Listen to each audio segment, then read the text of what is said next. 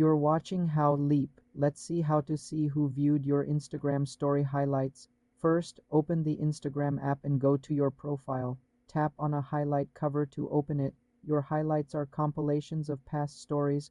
While the highlight is playing, swipe up on the screen. This action opens the viewer list, just like it does for a regular story. The list will show the usernames of everyone who has viewed that specific highlight. You can scroll through this list to see all viewers. Remember, this only works for highlights that are still using the original story viewer data.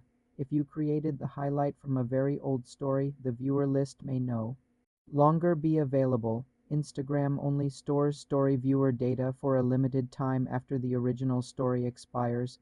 To see who has viewed each individual story within the highlight, you would have needed to check the viewer list when each story was still live.